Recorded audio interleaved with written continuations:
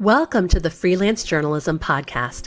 I'm Catherine Reynolds Lewis here with my dear colleague Shernay Williams to talk about her interview of Soleil Ho, an award-winning food and culture writer based in the San Francisco Bay Area and a worker owner at COYOTE Media Collective, which I think a lot of us feel like that's our answer to the media ownership issue and how nobody really wants to give up power is building our own systems and assets. Shernay, what stood out to you about this interview? Absolutely. I appreciate that Soleil was candid about it because it sounds amazing and it can be amazing, but there's realities to it. So we talked about how to raise money. We talked about dealing with conflict and finding the right partner. It's a collective, right? And how to build that audience. So it was a really enlightening conversation. I was excited to have it.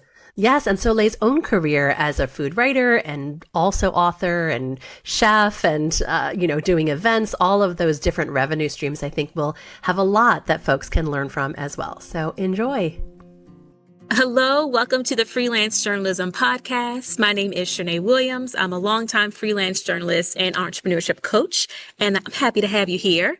This podcast is brought to you by the Institute for Independent Journalists, which has the mission to ensure the financial and emotional sustainability of freelancers of color. So thank you so much for joining us. Our guest today is Soleil Ho, an award-winning food and culture writer based in the San Francisco Bay Area. Also a worker owner at COYOTE Media Collectives. So how are you, Soleil? I'm great. Thanks for having me. Yes, thank you. Thank you. So I first have to start with the fact that this is a worker owner collective. We were just talking off camera about the fact that this is the time where we're seeing more of these collectives pop up, especially with the industry looking the way that it does. So first, can you talk to me about what that's like at COYOTE Media? Sure. I used to work in corporate media also for a few years, and I was struck, through my experience there, that so much of the problem with media, and the problem, right, the capital P problem, which is, the lack of free expression, actually, right, the layoffs, like all of this stuff had to do with ownership. These places were owned by corporations or people who maybe did not have the best motives in mind, certainly not highfalutin ones about the power of journalism or, the welfare of the people making journalism. And worker-owned collectives are, they're a long-established sort of like structure, especially in the Bay Area. We have a lot of them, especially in Berkeley, for reasons that are probably obvious to anyone listening.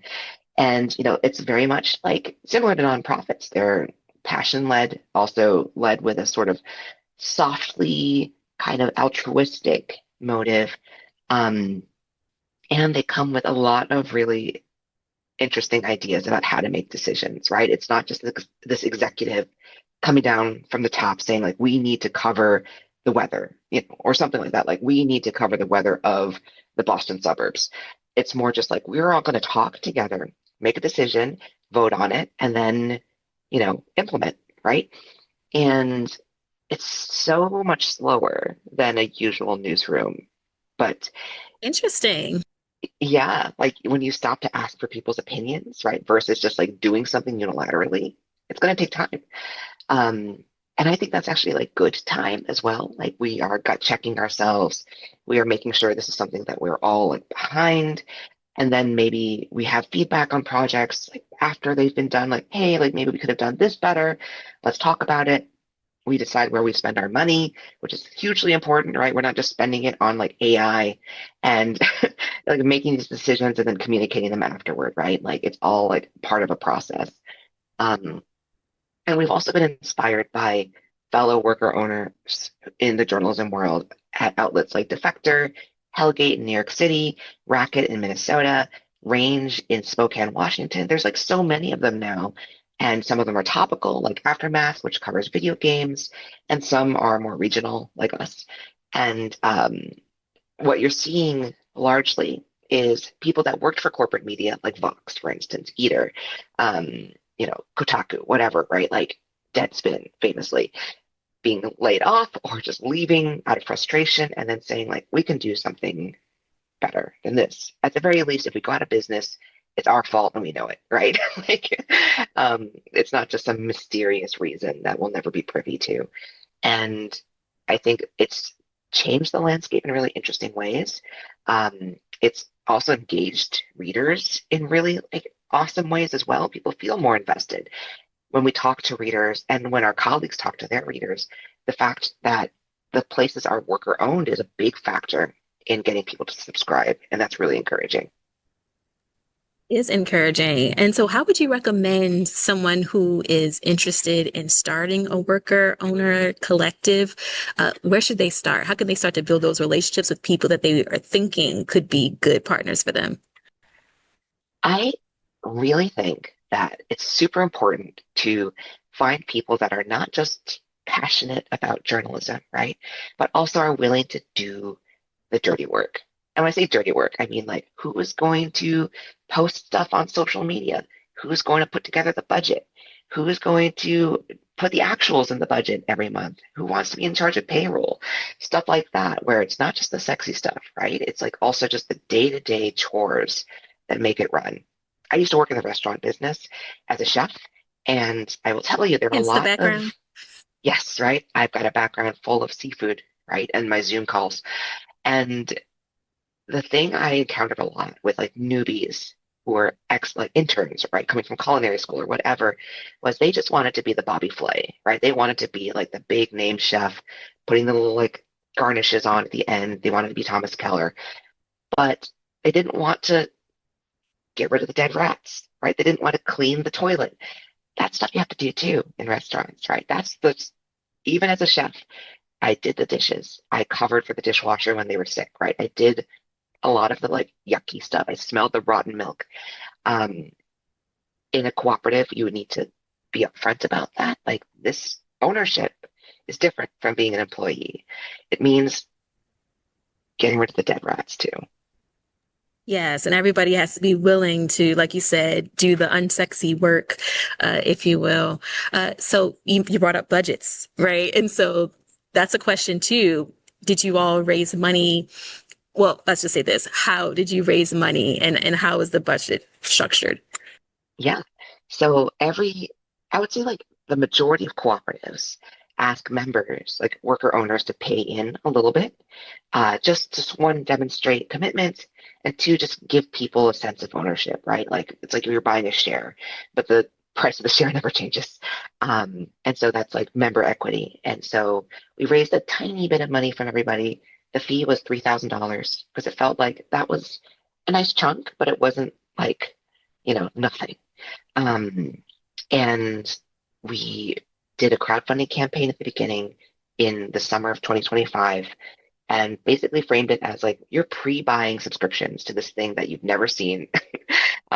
Take this leap of faith with us. And we raised about $150,000 through that as our sort of seed Amazing. funding.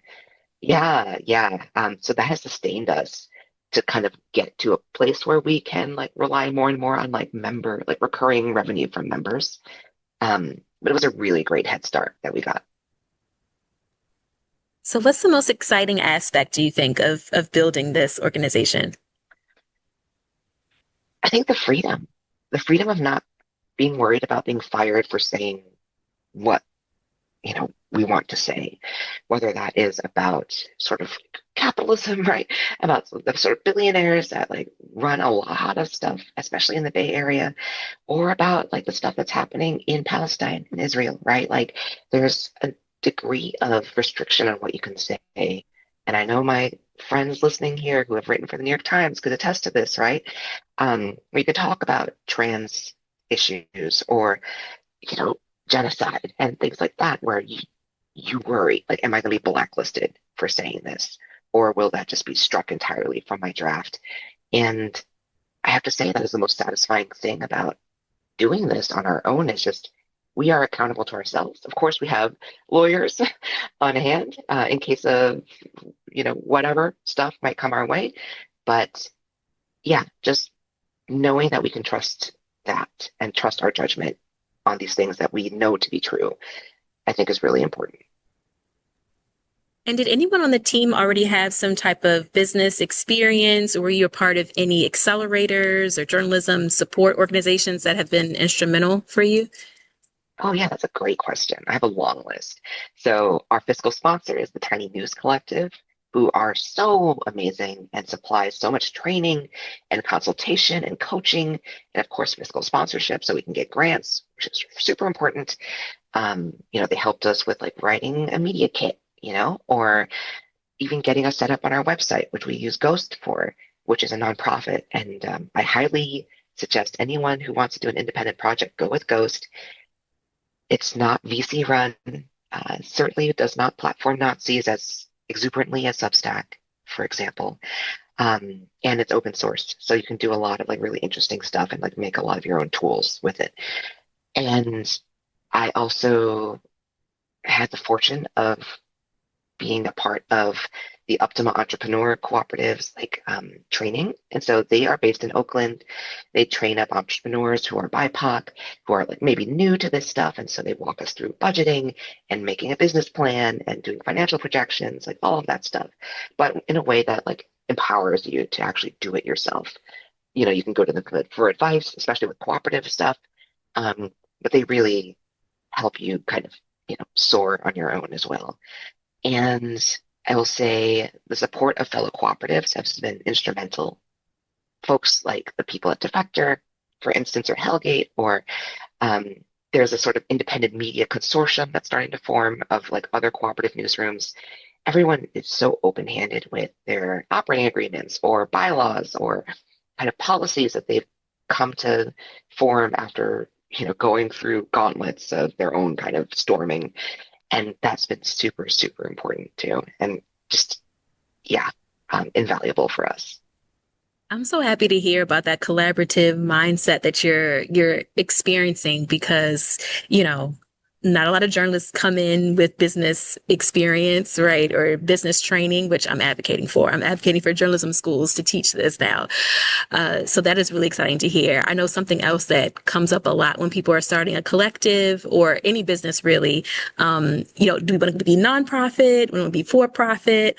I know you mentioned having a fiscal sponsor. So can you talk a little bit about that experience, deciding how you'll be structuring the business? Yeah, so we're an LLC that is run as a cooperative. And so that's why we have an operating agreement and not bylaws, which are something that you have to have if you are a cooperative corporation in California. And, depending on the state, there's all kinds of things you can do. But at the core, we talked about this, about like being a nonprofit or not. And the one thing that really gave us pause on the nonprofit thing were all the efforts on the federal level, like the federal government level, to restrict tax status, right? Or like revoke tax status if you were found supporting, in air quotes, you can't see them, but supporting terrorism, right? And like, I don't trust what the feds think is terrorism, right? I don't think anyone should. And the possibility of our tax status, like us building into a model that was highly dependent on our tax status, right? And the possibility of that being taken away because of our coverage was super scary. And of course, I have colleagues who have formed newsrooms that are nonprofits, and I super respect that, and I completely see the reasons for that, but that part of it was super scary to us. Yeah, understandably so. But then also with the fiscal sponsor, you're able to still apply for grants. Hmm. Okay, Yeah. got it. And so on the for-profit side, what are you all doing to raise money there? Yeah. So we do sponsorships, for instance. Like we scored some really great ones with community organizations. We really didn't want to do any like corporate, like stuff from people who weren't based in the Bay Area. And so our sponsorships so far have been people who do events in the Bay, which is awesome. It feels organic. I can like actually meet these people and see them and look them in the eye, um, which we really value. And um, we're talking with other cooperative newsrooms who aren't in the Bay Area about like swapping ads in our newsletters, stuff like that. Um, and of course, we do memberships, which are basically subscriptions.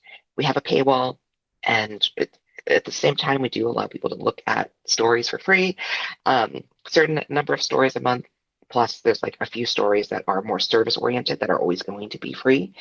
And so, we have tiered memberships. So the basic one is like $8 a month or $80 a year, ranging all the way up to the sort of impact tier of like $1,000 a year for people who just like really want to support us. And surprisingly, a few people have signed up for that in a way that was like so, yeah, I'm so grateful for that.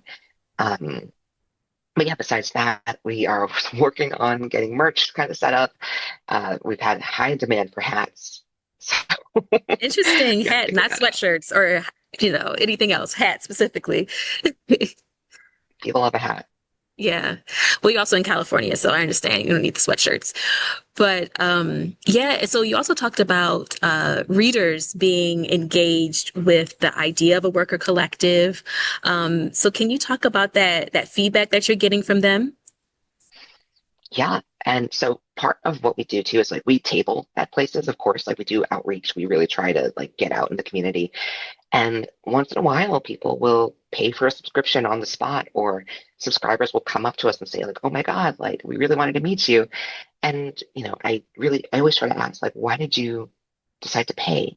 It's something that's really important to ask readers, just the sort of casual surveying in addition to doing like big surveys, because it helps clarify how you're coming off to people and what your value proposition is, right? And so what we've heard, right, is because we want to support independent media in the Bay Area, or they love and respect our work just in general, like before, like the individual worker owners before they joined, and quite a few of them are like fans of, like, for instance, like my food writing that I did prior to Coyote, stuff like that. And I think also just the big sort of political stuff that's been happening, people are really interested in finding like other outlets that will report on this stuff more honestly. For example, in DC, right, like the Washington Post went through a lot of changes in the past couple of years. Bad changes, I would say, right? Like that had a lot to do with the ownership of the paper. And our colleagues, the 51st, who are a nonprofit worker-led like newsroom, jumped on that and continue to and like use that to fundraise because it's so potent and so real, because people in DC just have no, I mean, the Post is essentially dead to a lot of people. Like they bled like 250,000 subscribers over this stuff, right? And so the 51st positioned themselves as like, here's our value to you. We're worker led. And so Jeff Bezos will never be able to touch us, right? Stuff like that is like really, I think, poignant for a lot of people. Yes, I completely agree. And I wonder too about the fact, because you focus on local news, right, in your area. I'm also wondering if people are just hungry for that as well. Are you finding in your conversations with other worker collectives that they're really thriving with like the hyper local coverage? Yeah, yeah, Yeah. for sure. Um, I will say, like for instance, these folks aren't worker owned necessarily, but LA Taco in SoCal, right, has really found a niche reporting on ICE activity in SoCal, and they have just consistently every day, like on that beat, like being the people on the ground, like reporting on like what it's like in immigrant communities in LA, like that kind of niche is so important, right? And it's become even more important, because then you see the difference between like the New York Times or like other organizations like kind of helicoptering in, and like saying saying shit that like doesn't resonate with people that are actually there, um, and actually being, I don't know, like having an emotional resonance with local, and like knowing how people feel and channeling that and mirroring that for people actually is super important. They want to know that the people covering the news are just as angry as they are, right? And just as, passionate about what's happening as they are, and are like part of the community. So yeah, I think we're seeing this all over the place. And what I'm also noticing about new media startups is that they're listening to the readers, right? And in terms of the content or the stories that they're telling, I feel like traditional news outlets are getting the hang of it. But it seems that new media outlets are saying, okay, they're allowing readers to be a part of the process, the storytelling process. They're allowing readers to be a part of that storytelling process. They're asking them for story ideas and really listening. I want to get your take on that as well. Yeah. There's some really cool orgs like the Listening Post Collective that have been really instrumental in training up independent newsrooms in community listening and just setting that up for people, because there's a lot of infrastructure that you need to like put in place, right? It's not just like a board with post-its, although you can also do that. You have to have a strategy on like, where am I going to go? How do I get people to share with us? And what do I do with this data so that people see like, oh, this mattered actually, like this translated into a story. There's all kinds of intricacies there, but I wanted to shout out our like one of our features that is like super fun is called What's the Deal? And so we have this like form, this Airtable form that's available to anybody, to the public, and they can just submit like a Bay Area mystery that's like fixated them for years or whatever, and we will chase that story and figure it out. When we first started, there was a really great one where someone submitted a question of like, I wanted to know what happened to these like statues that were at like an amusement park in Oakland. They just disappeared one day.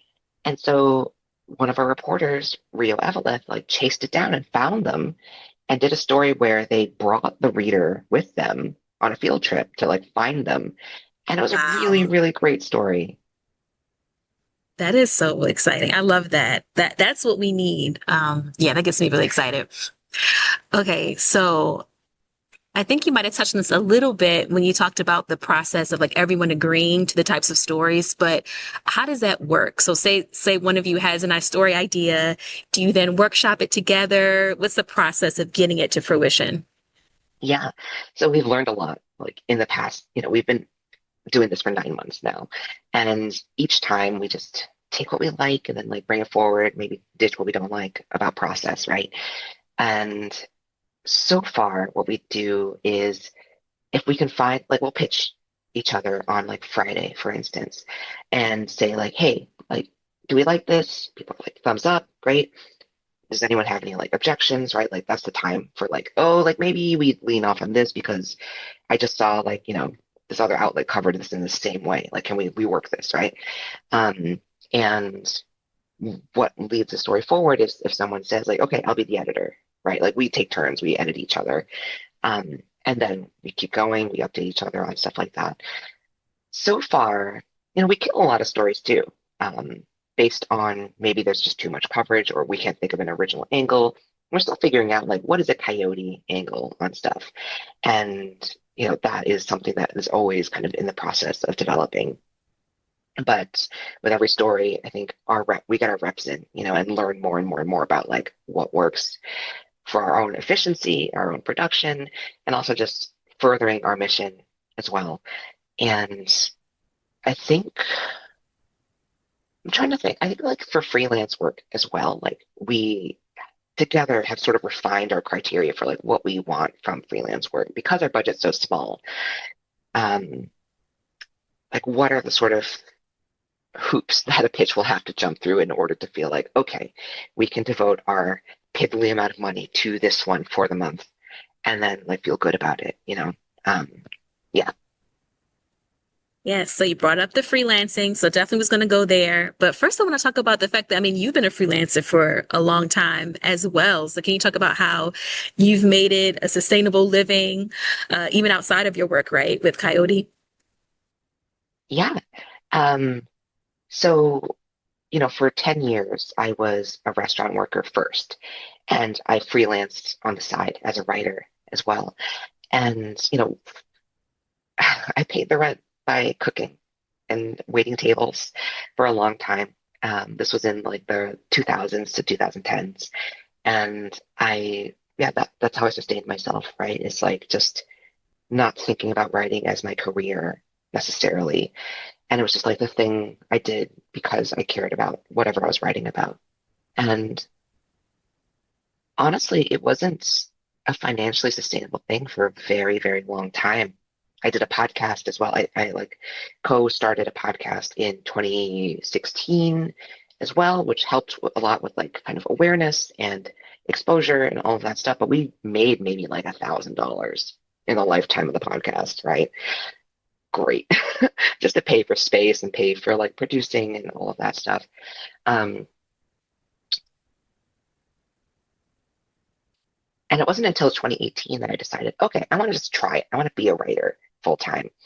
And so we moved to my husband and I moved to Minneapolis, which is at the time a very affordable like city, um, and did a go of it. And unfortunately for my freelance career, I got a real jobby job. Not to say freelance is not a real job, but like a staff job at the Chronicle in San Francisco, like 6 months in. And I was like, shit. So I can't tell you really like what it means to have a fully sustainable system, but I was working on it. I was developing it. I was like, okay, I have my rent is, and I'm really sorry, my rent is $850 a month. So like, what do I need to write in order to make that? And that was Minneapolis, right, in 2018. So caveat. Um, and that was like maybe 2 stories a month just to cover rent. Great, okay. And so I just paced myself according to that. Um, and now that I am post Chronicle and doing more freelance work, I am sort of building all of that together with occasional stories for publications. I don't really do that anymore because a lot of my writing goes to Coyote, but I also write cookbooks on the side. And yeah, Ooh. so I've levied my food writing career into authoring books, and they're not for me necessarily. They are collaborations with chefs, and so I co-author books.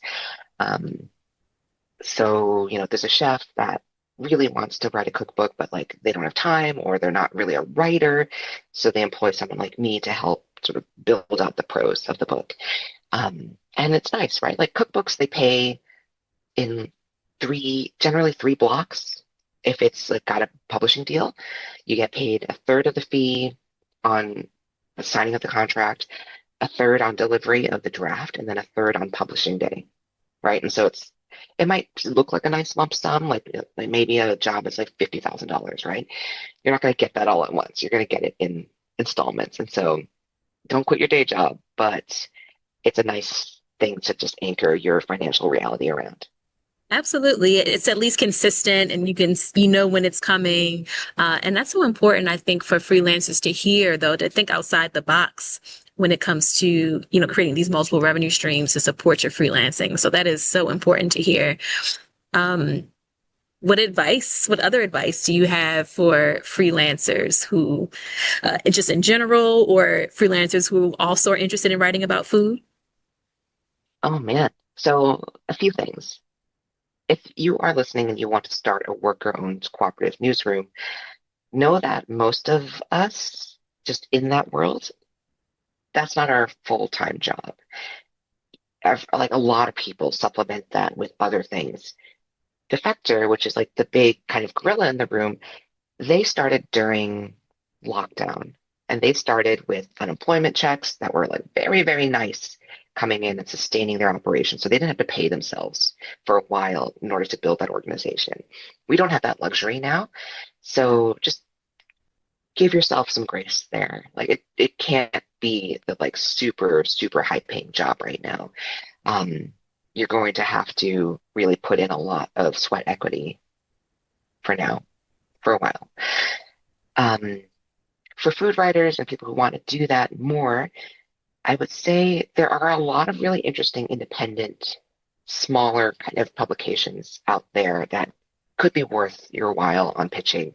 I started pitching really, really small time publications, and it helped me like sort of build up my oeuvre, right? And like get in my reps in terms of like learning about how to do food writing. Of course, there are classes that you can take as well, but I would say just give it a try, you know? Um, See how far you can push describing a dish without using the word delicious, for instance. Like really lean in because food writing is almost a form of poetry. It's really, really important to like learn how to communicate what a dish is like for someone who will never be able to taste that dish, right?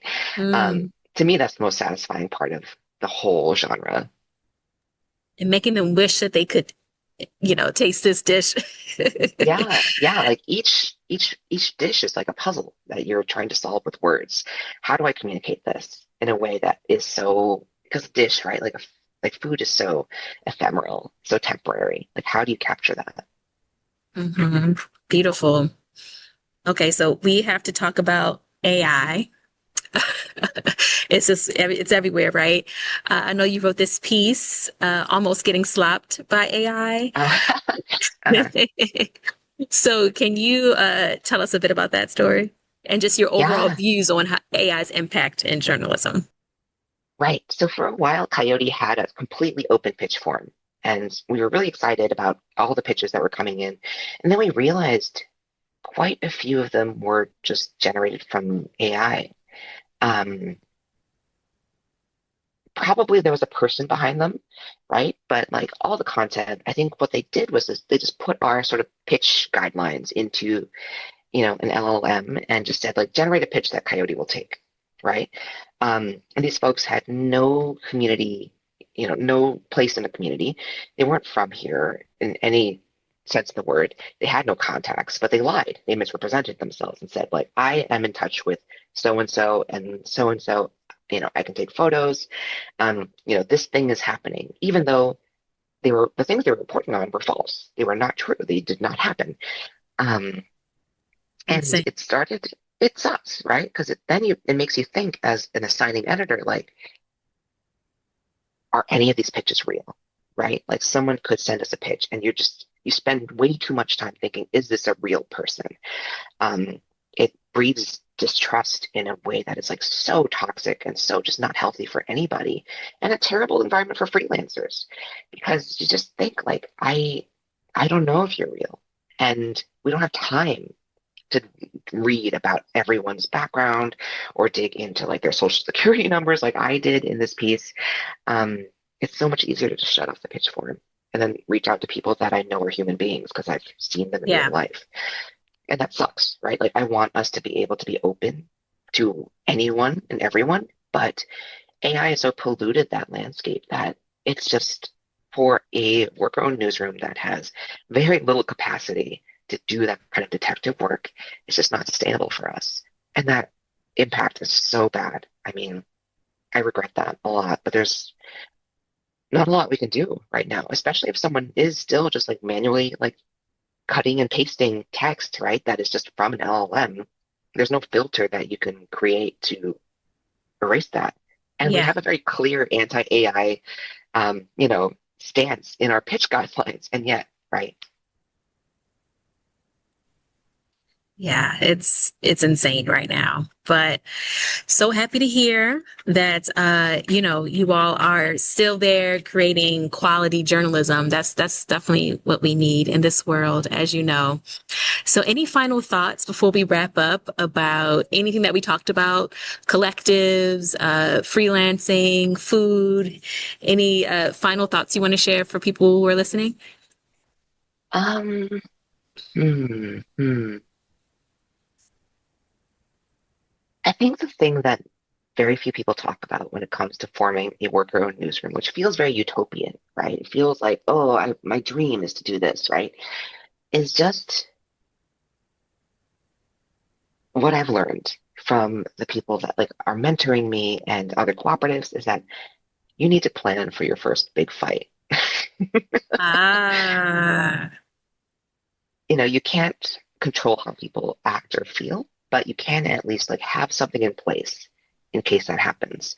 Um, and learn about how to handle conflict in a healthy way, in a productive way, because it's going to happen. It's inevitable. And, it might take 6 months, it might take a year, it's going to happen. And then you're going to learn a lot.